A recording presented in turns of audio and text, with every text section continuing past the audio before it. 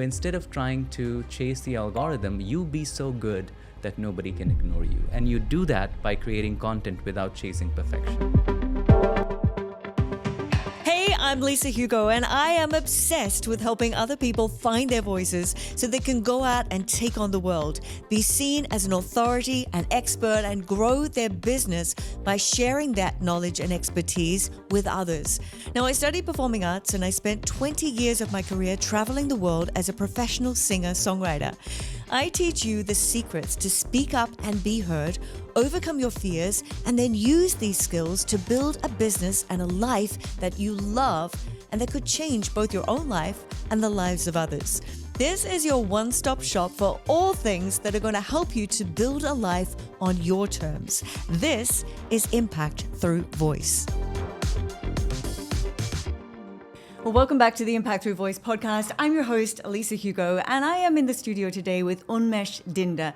Unmesh is the visionary behind PiXimperfect. Now, this is a YouTube channel with more than 5 million subscribers, teaching Adobe Photoshop tools and techniques to both advanced and beginner level, I believe. So we can talk about that in a moment. But Unmesh has been on some of the largest stages, both running workshops and as a speaker. And he's mastered the art of using his voice to build his own personal brand, to help thousands of people, and to generate a passive income. So let's just dive into the voice behind PiXimperfect. Welcome to the show, Unmesh. Thank you so much for having me, first of all. And I'm sure this voice lives up to the hype. I'm not sure whether it will, but thank you so much. Well, great to have you here. Now, I'd just like to give a little bit of a backstory as to where we met or how I first came across you. Right. And that was back in July of 2025, 6 months back, where I was invited to a preview of the 1 Billion Follower Summit. And you were at that summit speaking about Photoshop techniques, about, I think, thumbnails and techniques behind running a YouTube channel. And I was really fascinated by your eloquency and how you speak, how you show up, and how you were branding yourself there at that conference. So we connected, and now Here we are, post the 1 Billion Follower Summit, where you were running some workshops over the last few days. One of the things that I take very seriously is audio. Now, I do teach visual. I do teach design, post-processing, editing photos, and all that. But music has always been my hobby, and unfortunately, I have recorded some cover songs growing up that I would cringe watching them, and I have unlisted all of those videos, thankfully.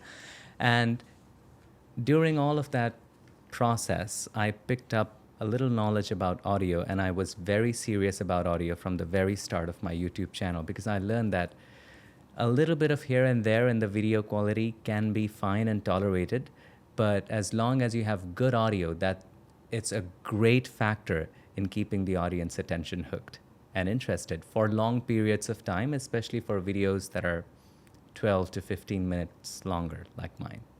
Okay, you are from Mumbai, and you speak pretty much accent-free. How have you developed the art of speaking? And first of all, thank you for the compliment. I don't know who to credit to for this one. I don't know what I did for that, but I can tell you a few things that I think of could be a reason. First of all, both my parents speak different languages. One Bengali, and my mom is from Bihar. So different languages there. Then there is Hindi, national language, we speak. English taught in schools, we speak. So since I grew up with so many languages, and my grandmother's house, my house, different languages all over the place where I lived, I've switched places more than a dozen times. So picking up language from different states. So I never got to develop an accent. So maybe that is the reason. The other reason was, maybe if you look at my very first videos, I was not able to speak English as well. I'm not saying I'm an expert today. I'm still learning. But if you go back 1,000 videos, you would find some improvement. So I think another improvement comes from speaking onto the camera, because when you're speaking and you get something wrong, you say that again and again and again. And even in one video or one phrase, sometimes you take a few takes, and those few takes, at the moment, it feels like it's a waste, but it's a practice in it yourself as well. I did go back to some of those older videos because I did want to hear a comparison and see where you came out, so where you started off to Right. where you are now. First of all, when did you start? Because I only got back 7 years, but Okay. because it takes a while for YouTube to reload some of the older content. True. You've got to sit there for a while. And so I went back 7 years and listened to some of the Very older. old videos. Is that very old videos? Your whole demeanor on camera, your backgrounds were very different. Absolutely. But still, the quality and the content that you were providing was valuable because, and what fascinated me was you still have on those older videos up to millions of views. So people are clearly going back True. and still watching and consuming your content. My goal is to create content that is evergreen. Now, I know these days with AI and technology changing at the blink of an eye, it may be a bit challenging, but still, I recommend that you create videos, and I recommend this to any creator, to create something that people are going to remember 5 years from now, 10 years from now. It's okay to have a part of the video that chases the hype, but it's also important to make space for videos that people remember. And we talk about a lot of hooks, especially here at the 1 Billion Follower Summit. We learn a lot of tricks and techniques. And although all of those are important, the most important thing that I learned was, especially when you look at YouTube, and there are videos that have no hooks, no editing, still they have millions of views, you would notice that all of those videos have one thing in common. They provide value in one way or another. When I was making videos, I would say 6 years ago, 7 years ago, even 9 years ago, most of those videos were not nicely edited. And if I look back at those videos in terms of audio quality, that were trash too, in my opinion, not the very best. But still, they gave people value without any strings attached. And that is where people get it wrong. They think that I have to give value and then I have to ask for something. No, sometimes give value for the sake of giving value. Give value because it brings you joy. Give value because there is that joy that you just cannot express in giving. And that was a common theme, a strong theme that went all the way through the 1 Billion Follower Summit, was about giving without expecting anything in return. Absolutely. Simon Squibb was very much advocating for that in his talk. I heard him speak. And obviously, there was a big theme around what Mr. Beast is doing right now. But I love that. And I think we do get very tied up in, always, I'll do something for you, you do something for me, and we'll have some kind of an arrangement, or people constantly putting, links to take people away from the channel in their videos. True. Which has probably got its place as well. But to show up with the right intention from the very beginning, that I'm here to offer value. It's not about me, but it's about what am I offering to my audience. And even if you have links, that's absolutely fine. What I'm saying is, as a strategist, you give the full value in the video. Don't give half value and hide the half behind a paywall. Give the full value, and then if you have something more to share, maybe if someone wants to learn something more in depth, or if someone wants a personal consultation, whatever services they apply, or if someone is interested in the computer that I'm using and you want to buy the same one, that's fine. I already gave all the value. I didn't gatekeep it. It's all done. I think that works. And maybe you can link your products that gives some other kind of value, that gives a detailed breakdown of whatever you're teaching. What I don't want to do is that I'm seeing this a lot of, especially in terms of the education field, are not giving the full information on purpose. If they wanted, they could have covered that in those 12 minutes. It's not a big deal. You can, of course, keep things on behind a paywall that requires a much more explanation, may not be so essential for YouTube, may not work on YouTube, that's fine.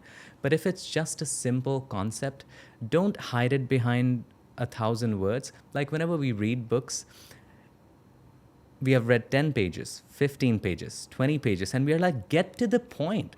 All those 10 pages, you're just talking about how this book has helped a million people. Help me. Give me the help. Yeah, I love that. And I do understand from getting to know you more, is that's been your philosophy from the very beginning, that you started the channel to give without any strings in return attached to it. Yeah. How did you start your channel? Tell us a bit about the background. First of all, I started Photoshop when I was 8 years old. My father introduced me to it. So my dad was on the verge of losing his job. So both my parents are artists, first of all. And being an artist is not enough to make ends meet. So they had to do other jobs like teacher. My father worked as a chemist in a factory. So many things. So he was about to lose his main job. So he started learning desktop publishing, DTP. It was a thing back in the day. And they would teach software like Adobe Photoshop, Illustrator, and all of the design. Ventura? Or is that's before your time? Probably. CorelDRAW. Yeah, CorelDRAW, Yes. yeah. I mean, I started out on CorelDRAW. I started out in DTP. But DTP, I'm showing absolutely. my age. So he was learning all that. And because of that, we bought our family's first computer. And he introduced me to Photoshop. And I got so hooked that I started playing with Photoshop like a game. And I would play with my family photos, my cousins' photos, change heads, turn them red, green, blue, whatever. It was a hell lot of fun. In my second year of college, I did bachelor's in mass media and advertising. Photoshop was one of the small subjects. The lecturer was explaining, and probably she was doing an incredible job, but there were certain concepts that my classmates were not getting.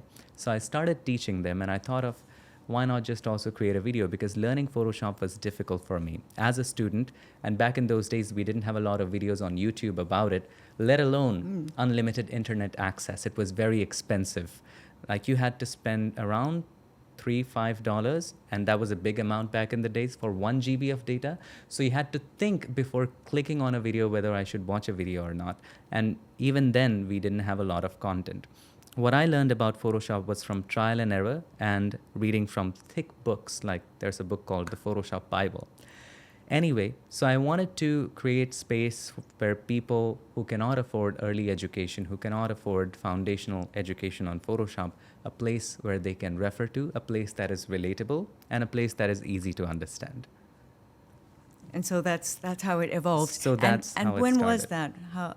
How many years back? So in my second year of college, I think 2016, Okay. around that time, I started creating my first video, and it was first few videos were about Photoshop, and some of the earlier videos were not even about Photoshop. I was teaching HTML, and for some reason that video got 500,000 views. I don't know why. Anyway, and then I switched to, of course, teaching Photoshop because that was my main thing. And my goal was just to create videos, not looking at the analytics, not looking at retention, not looking at how many views am I getting.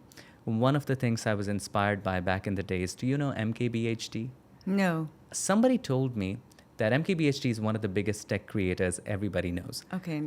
Probably has more than 20 to 40 million followers. I have lost count, but he is well respected. He has been probably creating content for 2 decades. So back in those days, somebody told me in my YouTube journey that MKBHD created 100 videos to get around 74 subscribers. So that gave me inspiration not to just try to perfect one video, but just create something, move on to the next one, move on to the next one. You are way better after your 100 pieces of content than trying to perfect one video, as you might have seen from looking at my previous videos. That is a great piece of advice, though, and I actually did a YouTube video myself around that, you know, it's so easy to give up when you're putting content out, and it takes a lot of effort to put into creating content, and then you've done, you know, a video you put your whole heart and soul into, but it's only had 10 views or something. True. And your channel is growing so slowly like a snail, and you're putting your effort into this content, but you're not seeing that immediate gain. But I say the same thing. It's about putting in the reps. It's about putting in that practice, being in front of the camera, self-analyzing, improving. The more you do it, the better you get at it. True. So don't give up, in other words. Absolutely. Also, what matters is sometimes we overestimate how good we are. We think we are very good, but we are not, me included.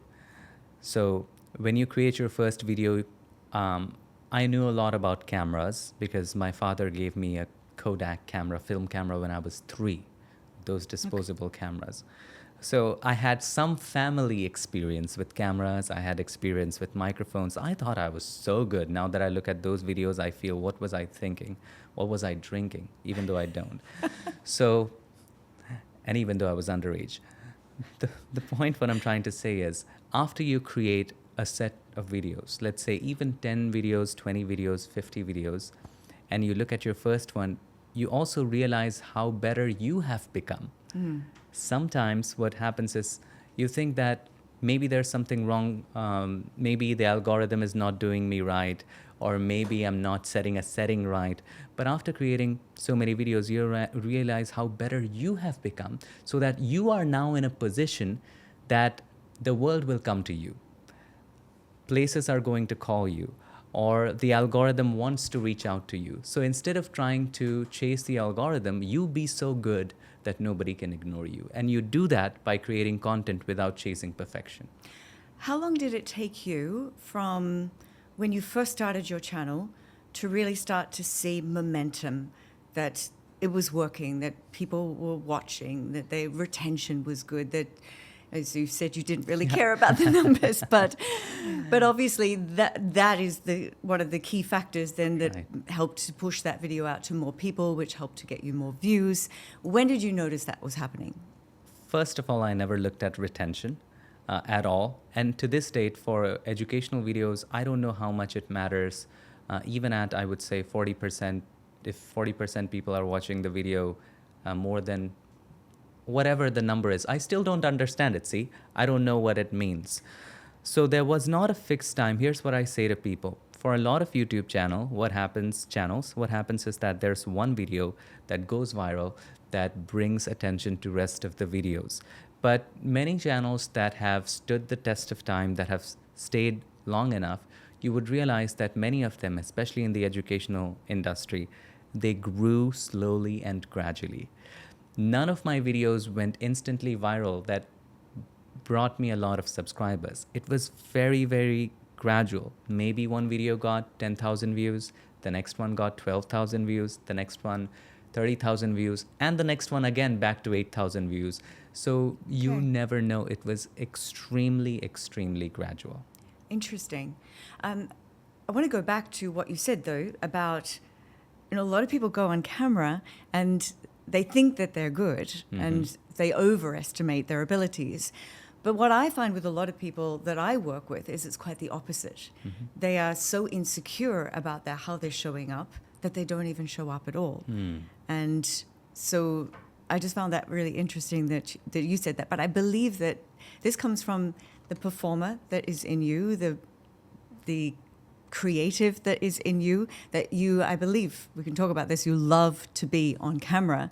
So there's these two extremes, I think, of the performer who loves to be on camera and will overestimate their abilities. And then there is the person who is so self-critical or nervous or shy that they won't even take the opportunity. That's where we get back to perfection.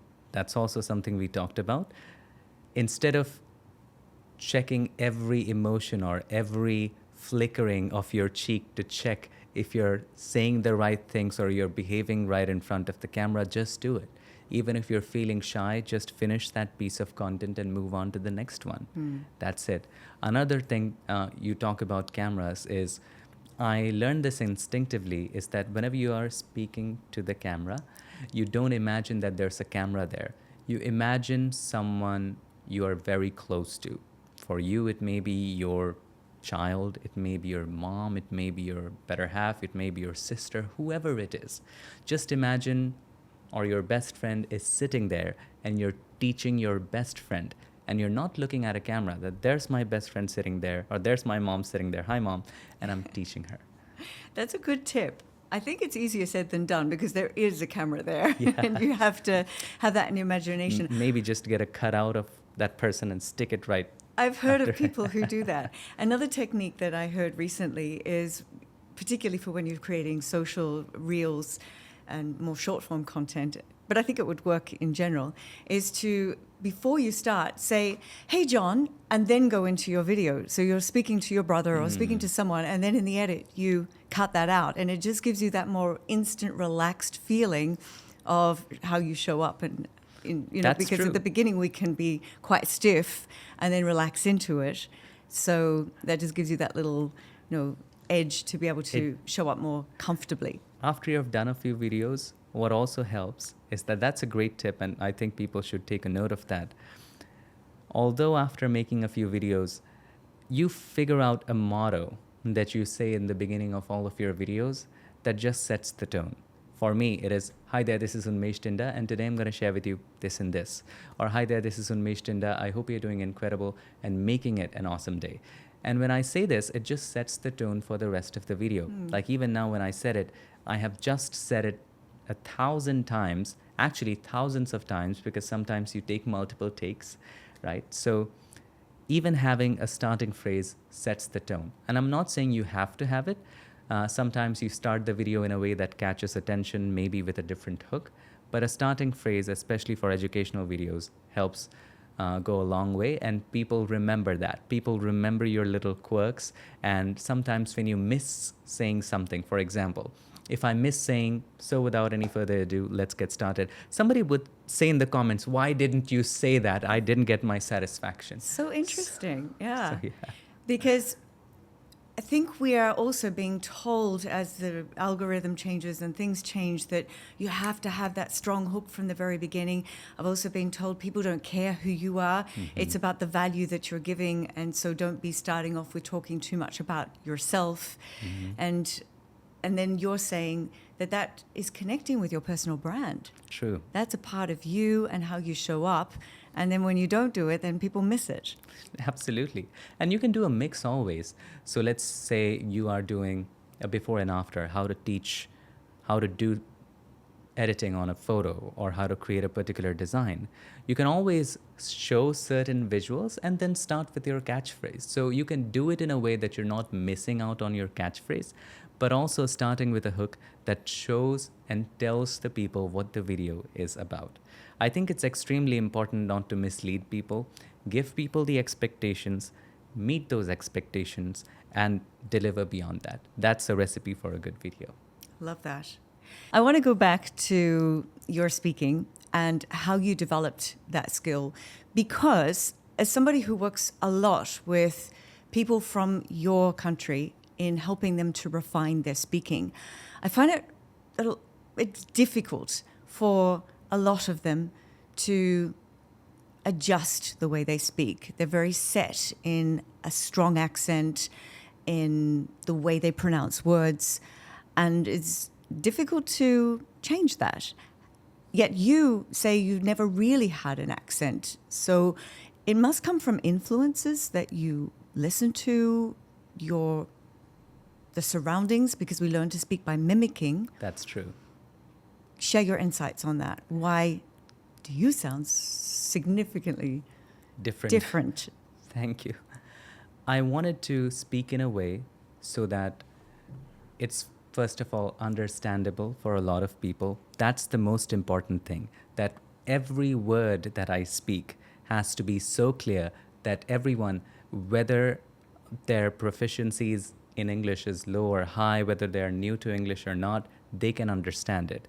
Now, these days, automatic captions have become accurate. But back in the days how inaccurate they were. They absolutely could change the meaning. So one of my goals was to be so clear that those automatic captions catch you right that way. Anyway, I did not set out to develop this accent, what people call. A lot of time I get this comment a lot. Are you Indian? Did you grow up in India? Did you not grow up in the USA or any other European country? So a lot of the times people have a hard time believing that I did grow up in India. Maybe because of the way I speak. I don't know. I have no idea. Now that you ask, I don't know how I got the accent. I cannot tell you a way to do it, but I can say one thing, and this is a living proof. If you go back, and you have done that, if you go back and watch my videos from especially the very first video, 8 years ago or 9 years ago, you would find that maybe I had a similar accent as I have right now. I try to have a spoken voice that doesn't have any accent, like water with no taste. I try to have that. That is my goal. I'm not sure if I'm successful or not. But you would notice that my fluency wasn't as much as it is now. I still take breaks. I still make mistakes. I'm not perfect. But it came through doing thousands and thousands of videos and thousands of takes of speaking to the camera. The second thing that I realize is whoever you surround with, you tend to speak like that without even realizing. So doing videos all these years, I did not have a lot of in-person friends, but I did have friends from the industry, and I did not have much time to gel with people, because when you have made 1,100 videos, you're always in the studio either shooting or editing that video. So I listened to a lot of audiobooks, and I continue to listen to that. I'm sure you know Jim Rohn. We talked about this yesterday. Yes. There was a phase in my life where I used to listen to a lot of Jim Rohn books back to back. And in those times, I realized when I was doing a video, I started doing a Jim Rohn accent without even realizing it. It was so subconsciously fit into my mind. So then I catched myself and I realized that we speak like the people we hear. So whoever you surround with, like you told me, there are people from certain countries that have certain different types of accents. You have to look at who they surround with. If there is someone who is surrounding themselves with people with different accent, I'm very sure that within at least 6 months, 8 months, a year, they start sounding like them. Maybe a little more, maybe a little less, but it has a big influence. That's a good point. And I do believe it does rub off. We do learn by mimicking or by hearing sounds, and we absorb those sounds and then we recreate them. And for some, like learning a language, it's easier than for others to pick that up. And I think in your case and in my case, because I'm also very good at picking up an accent or being able to turn on an accent, because you hear it, you mimic it, and you can create it. And I think it comes from our musical background. Because I know you're a musician or a hobbyist, pianist, whatever you like to call it. I've heard you play piano, and you definitely have a musical ear. And now you tell us that you've also been singing in the past. So you definitely do. And I think that plays a big role in how you hear things, how your ears are tuned to sounds and then can naturally process that and recreate it. The connections are automatically there, and they're not so easily there for everybody. I see. I don't know, so I cannot comment on that. Maybe that is the reason, because there are people who cannot, again, first of all, this is the first time I'm admitting on camera, I'm really bad at dancing. I don't understand where the feet is going. I am tone deaf to dance. So when I see people trying to learn music, there are people who just don't get it. No matter how much you explain that sing in this scale, they always change the scale or even start singing in a certain different scale altogether. You're playing somewhere, they're starting somewhere else. So they're just not wired that way. And I say their ears are not tuned yet. yes. And you can, in almost every case, tune it. It just takes more effort. Yeah. So, but I can for sure say I probably cannot dance, no matter how much training you give me. But yeah, we'll see. Well, you know, I'm a big believer in the fact we should never say, I can't. Okay. I struggle with this. It's a challenge for me, Right. but never I can't, because I still believe that if it would be important to you and you would choose to and you would put that effort in, you would. That's true. Yeah. Yes, maybe I can dance, but one thing is for sure, I'll never be Michael Jackson. So everyone, I believe, again, audience, feel free to disagree. You can feel free to disagree. Everyone has a certain gift that they're best at. Yes. That is for sure. You have to realize what your gift is. My gift, for example, is not Photoshop. It's not making videos. My gift is taking superbly complex concepts, and as long as I can understand it, I can break it down in a way that even a 10-year-old can understand. So that is my gift. So even in this accent thing, I believe that some people can get it easily, while for some it may require a little bit more training. Tell me about your process for creating a video, from the conception to the filming to the editing and the order of events.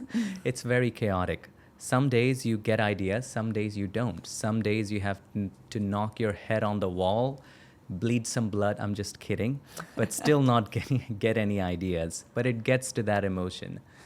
So what I do is that we always carry our phones. Whenever I have an idea, I have an Evernote subscription, and I note down each and every idea I have at any point in time these days. So I have a list of maybe 1,000 ideas or more. But when you start to create that video, you realize some of these ideas were actually silly. What was I thinking? Some ideas seem great at the moment, but when you actually start to apply them, may not be that good. But still, out of those maybe new 10 ideas, maybe there are 1 or 2 ideas that could potentially be good. So if you have that in place, great, you have a good start. But if you don't have ideas, I follow a list of things that I can do to get ideas. It could be looking at what's new. It could be looking at, because I'm a part of beta testers, we have early access to new features. Mm-hmm. So it could be a part of looking into the pipeline about what's new. It could also be looking into the comments. What do people want to learn? What are people interested in? If you're still not getting ideas, just simply make an Instagram post, a story post asking people, what do you want to learn? What do you want a video about? And oftentimes you'll see the top 3 messages, DMs, or even comments if you make a Facebook post. They're the same. Like, we want a video about this. People have liked the same thing. So use your social media of choice to figure out what ideas you want to make a video on, what people want to watch. Sometimes these ideas come from you. There are some ideas your audience can never give you because they may be absolutely out of the box. Like back in the day, I made a video about how to use Photoshop with voice control. Nobody thought of that, and this was before AI, before all the advanced technologies. This was probably 6 years ago. Okay. So wild ideas can come. So either you already have an idea, or you knock your head off to get an idea. Either way, once you have an idea, the next step for me is to collect and gather materials to create videos with it. So because it's a design video, or maybe I'm making videos about microphones, I have to collect samples. I have to collect assets. Mm-hmm. Because I'm sharing images, I have to show and pick images that I have clicked or that I can license from other people. Yep. That shows the technique the best. That takes a lot of time, the main lesson plan. So once I have the lesson plan done, I just start the camera, start shooting in front of the camera. I don't use scripts, but I do use pointers so that I don't drift away into other things. Okay. That's it. Because in education, you feel more connected to your audience when you're speaking freely and not from a script. Right. But then again, I also think it comes with practice. Pointers help a lot so that you don't drift away. So after I've done the shooting, I bring the footage to my computer, get everything ready, and start the editing process.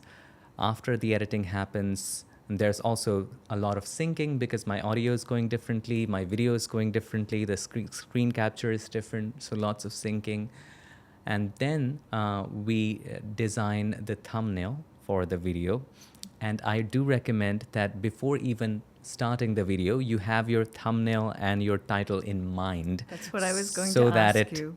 follows what the video is about. Otherwise, you would have to go with the title that may match the video, may not get attention. It gets very confusing. So if you have a catchy title in mind from the very beginning, you create the video according to that, and it sets the expectation right, and it also sets the video apart. Everything is aligned that way. So I design the thumbnail, which takes a while. Sometimes if you want to do A/B testing, you design 2 thumbnails. But again, personal philosophy, I like to design things and move on to the next video instead of ruminating over why it didn't work, I should have used something else. I don't like doing that. Right. Sometimes for bigger projects I will, but for everyday videos I won't. Designing the thumbnails, optimizing the video with titles, and then the description, very important, first paragraph, and then the tags, although not as important, I want to just set everything right. And after that, I think there's the publishing of the video, promoting the video. So all that goes into. There's a lot of work that Yeah, goes it's a into lot it, of especially work. you're doing all the editing yourself. Yes. I know you're very big on the music. You mentioned music is so important to you, but I Yes. heard you speaking about the fact that you have separate tracks for drums and guitars, which is going extreme. Is that all within YouTube, or you create that externally in a music software program and it matches what's going on in the video? Tell us. I wish I had more time to do all that editing. Sometimes I do, sometimes I don't. So I use music from Epidemic Sound. Okay. They're not sponsoring this. So Epidemic Sound, and there are many platforms who not just let you download the music, but also let you download the stems. So if you download a track, they not only let you download the entire mix, but also separate tracks like the drum track, the melody, the Yeah. guitar, the bass, everything. So when you're making your video, and if you're adding music to it, for some I add, for most I do not add, for the majority of when I'm teaching. Maybe for the intro I will. So when I'm speaking something important, maybe I'll remove the drum track. When I'm introducing a video or saying, let's get started, and the animation rolls, everything comes back up. So those stems help me create focus with the spoken word. And maybe the video is ending. So what will happen is the melody will slowly start. And as the video reaches the end, the drums will start. And the ending animation, when it shows up, everything starts.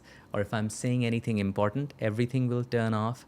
Drums will turn off, bass will turn off. Maybe I'll take the melody, pitch shift it to 12 octaves lower so that it doesn't bother with the spoken word, and then do all those kinds of little things. Wow, that is, I think, going above and beyond what I believe most editors would do. I have a full-time editor, and I'm sure he's not that intricate, particularly with the music. Music is, I think it's a difficult thing to get the music right to match the video, to find the right music that will set I was the just mood. telling this to my mom that if I find an editor who knows what I know, why wouldn't he start his own YouTube channel? Why would he be working with me?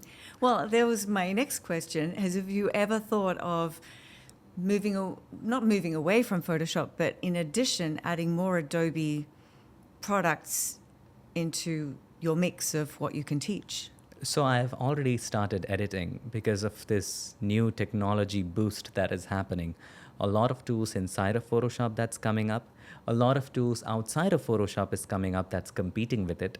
And since I love audio so much, recently I've also created some audio videos. So definitely as the technology goes forward, there are much more that even without me considering doing that, it's automatically coming in to my genre that I have to cover. There's earlier, the problem was finding a new idea. These days, products are being thrown at you, and people are just expecting you to create a video about it. But it's a double-edged sword. Even though you have all those ideas, I feel that I don't feel so much joy in teaching AI. Now, I know everybody wants to learn it. I know there might be value in it. I know it is where the industry is going. And I cannot say anything about AI right now because whatever I say may not be valid tomorrow. So It's true. going so fast. Some people hate AI, some people like AI. It's just so, how do you say it? It's going up and down so much.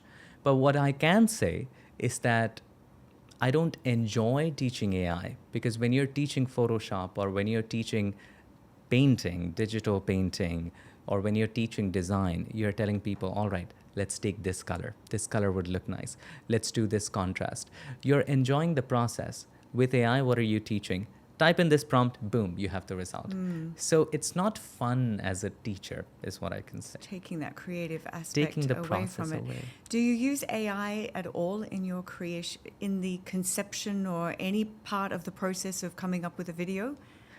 I do use AI, for example, earlier, this has saved me time, but then again, I'm not sure if it's using AI to create something, but using AI as a thing that's just going to save me time from manual work, for example, that anybody can do. For example, I do all the video. I used to take a long time, like 30 minutes, to write a curated, perfectly written description of the video. Here's what I do. Not a lot of people know this. After doing the video, after uploading it to the YouTube, YouTube generates automatic captions, right? Yes. Transcript of the video. You can download download that transcript. So I download that transcript so that you have the entire script of the video, whatever I said in the video, whatever I explained in the video, you have everything. Yeah. I take the title of the video. I go to an AI platform like ChatGPT or any of those AI platforms, and I tell them, all right, this is the title of the video. This is what I said in the video. Here's the full transcript. Write me a short description paragraph. So it takes what I already shared. It's not changing or creating information, and it's just making it shorter for a description. That's one of the ways I use it. And then for ideas, AI can be good in giving you ideas, but then for me, AI will never give you ideas that are out of the box because it's trained on information that is already out there. It won't just give you, oftentimes, maybe in the future, and again, we don't know, oftentimes it won't give you some wild ideas that are absolutely out of the box. Again, that's my experience. What about what about outliers? We learned a lot about this, and I've been watching some YouTubers recently on how to grow your channel, and there's a lot of talk around finding something which is working for somebody else and then basically replicating it with your own individual style, uniqueness. Are you familiar with that technique? Do you use that at all? I'm familiar with that technique being used by other people to steal my content. Okay. So I'm not going to name names, but you'll find this. They come to me and they admit it in person that I do this with your videos. So what a lot of new AI educational creators are doing is that going back and watching my old videos on Photoshop techniques and figuring out how to do that in AI and just doing those exact videos in AI in their Instagram. And then there are people who are copying my hooks. So for example, recently, one of the problems photographers have, and we all have, is that I always look at relatability, what people can relate with. Oftentimes we have a group photo where we look awesome. But when we crop the group photo, it's pixelated. We cannot use that. We cannot blow it up. So I was talking about a technology of how you can upscale that photo, increase the quality. So I used that as a hook because it's a common problem and it was 100% genuine. AI didn't give me the idea to do that. Nobody gave me the idea to do that. I did that. After I did that video, there was one AI content creator who came to me and he said, oh, we used the same hook as you. And yeah, people are doing that kind of stuff. But I usually like to come with my own genuine ideas. Originality. Yeah.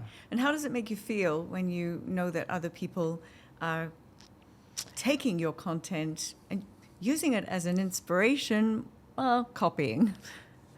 I mean, it's all right. It hurts. As much as I try to have a thick skin, it just hurts. I mean, come up with something of your own, but I would rather just move on to my next content. It must also, in a way, it's a compliment because it means that your content is great, it is original, and people then want to take it. So take it as a positive. I take it as a positive, but it's not so positive when people think you are the one who copied because they're not checking the dates. So let's say somebody copied your style or some of your techniques or one of your video the way it is. And for some reason, because YouTube is mysterious, it started getting more attention than the original video, then people consider maybe your video is the one. Ah, yes, that, of course. Yeah. That is a good point. Yeah. You have been invited to speak on some really big stages through your visibility on YouTube, and that's built your name, that's built your brand, and then you've had invitations to speak at Adobe, at the 1 Billion Follower Summit, and I'm sure many others. True. Yet you told me that you're an introvert. Yes. So I would like to know, how do you manage to switch on and switch off? between being a performer and an educator, a content creator, and then My being own that self. behind the scenes, introverted person? I'm not sure if it's a switch, but some of it, I've developed the skill so much that it comes naturally at this point. And what the ideology that helps me the most, and this is not from any book and this is not from any quote, is that few things. Think that the person sitting in front of you, like yourself, has your best interests. Assume that. And again, it's not think well of the person in front of you. Now, there's a saying that trust no one and all of that stuff. It has its place. It's important to be careful. But at the same time, imagine the person sitting next to you is your best friend. It just makes things so much easier. One of the things I love to do is that this helps a lot for people who have stage fright. I used to shake a lot. Is before any workshop or before when you're speaking on stage, there is a little time, right? Mm-hmm. Arrive a little early. There is a little time. Whoever is coming to your talk, your workshop, you go to the audience, you shake hands, you get to know them, you talk to them. For example, hey, your watch looks incredible. What brings you here today? What are you looking forward to learn from today? So ask questions, get to know them, so that when you go to the stage, these faces don't feel like strangers. They feel like friends. These are people that I know. It just makes teaching and speaking to them so darn much easier. So it's just that, even though I'm an introvert, I've had to learn the skill to go to people, say hi, and introduce myself. And it, again, comes from tons and tons of practice, not just reading books, although they taught me a lot of that, but being in that situation and going there and having the courage to say your first hi, it gives you more courage to say your second and your third and so on.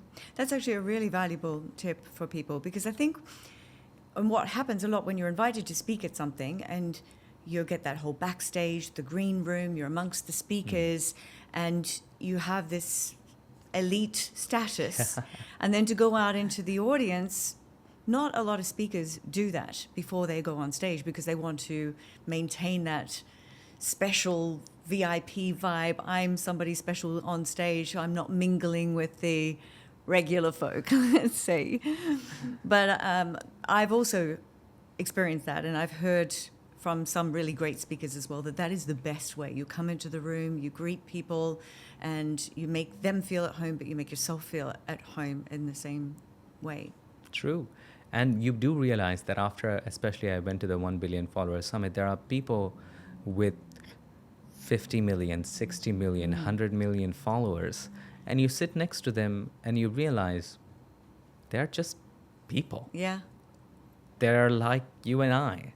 It's nothing and I realized that much early on, even when I was just starting out, that they're just people. They have their own quirks, they have their own pros, and they have their own insecurities. They have their own good natures, and they have their own things that make them uncomfortable. They all have their own flaws, and exactly like me. So once you realize that, it just gets so much easier to speak in front of people.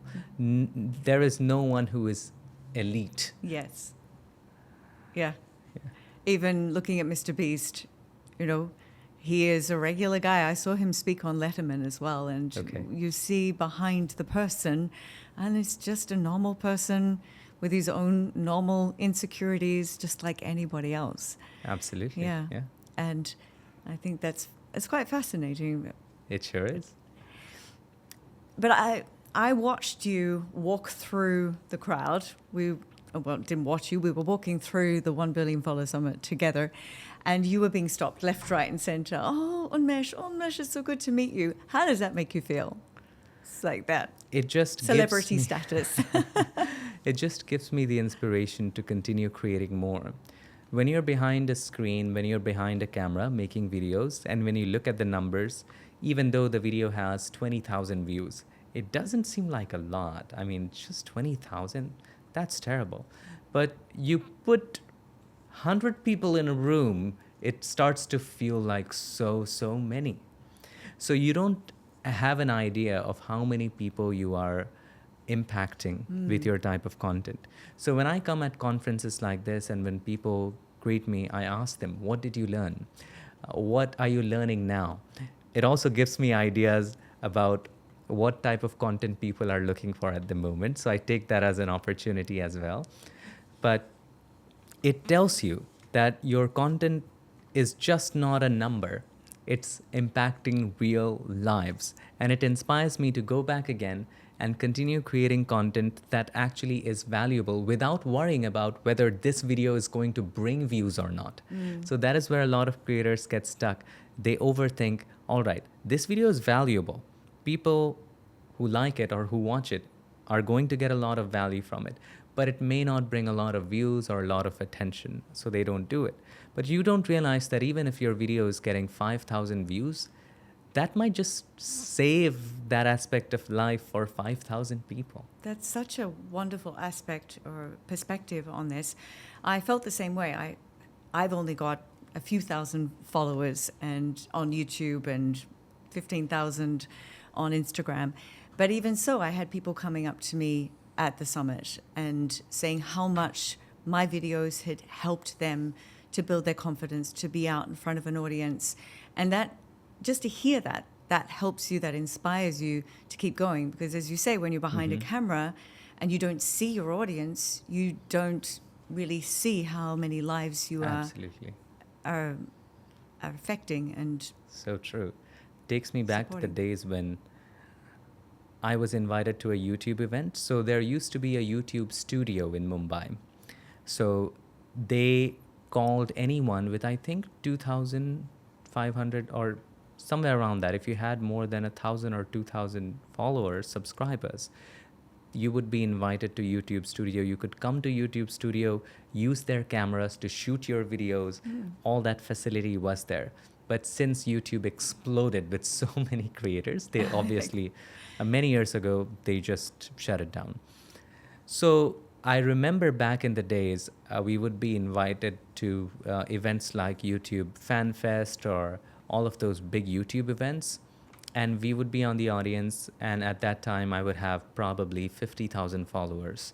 And people would still recognize me. On airports, one time a pilot stopped me to take a picture with me while I was getting down on one of the Emirates flights. It was a wonderful experience. I have shared that photo too. So even though with 50,000 followers, 100,000 followers, it used to happen. And when we saw other big creators on stage, we would see creators with 1.5 million followers, 3 million followers. We were like, it was unbelievable to us. Oh my gosh, how did this person get 1 million followers? That is just insane, incredible. And these days, it feels like every fifth person has 1 million followers. It's gotten very easy to get to that number as it used to be before, is what I feel. And it used to have so much value. I remember having 150,000 followers and going to a conference. Not a single person didn't know me back in the day. Every second person would stop me, shake hands, take pictures. And this is about 6-7 years ago is what I'm talking about. So things have changed. Internet has become accessible to a lot more people. Short form content has made it easier to bring a lot of followers. So yeah, the value that we used to have with 100,000 followers is greatly reduced as compared to today. And for somebody who is wanting to start out or is just getting their YouTube channel off the ground, or they're really struggling to get the followers, because you say it's easy, but I think it's not easy for everybody. What would be your best advice? My best advice would be, first of all, find your gift. Whatever your gift is, everybody has a gift. So there's a difference between gift and talent. Gift is something that you naturally do so easily that other people cannot. You're born with it. For me, as I told you, my gift was taking very complex concepts and breaking it into ways that anybody can understand. So you need to figure out what your gift is first. And based on your gift, then start creating content. These days, unfortunately, a lot of creators create content based on what will make them more money. Some people create content purely for money. And again, I'm not saying it's right or I'm not saying it's wrong. I'm no one to comment on that. But if you were to ask me, I would say find your gift and make videos, start making videos on that. And don't look at the analytics. Earlier I used to say for 100 videos, but I think I would say don't look at the analytics for 50 videos. It gives you a stability in figuring out what you are liking, how your audience is reacting to it. Can you sustain it for the long term? That's the most important thing.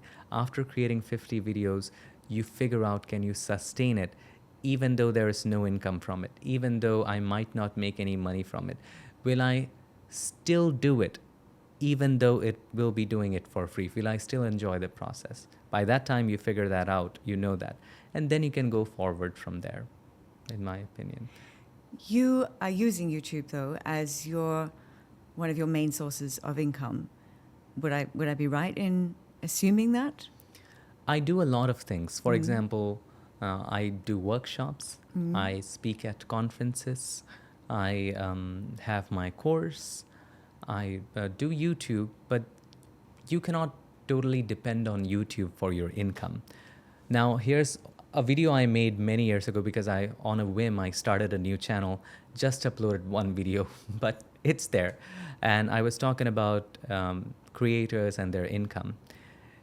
Any of the, I would say, art-related field or fields like this is very unpredictable.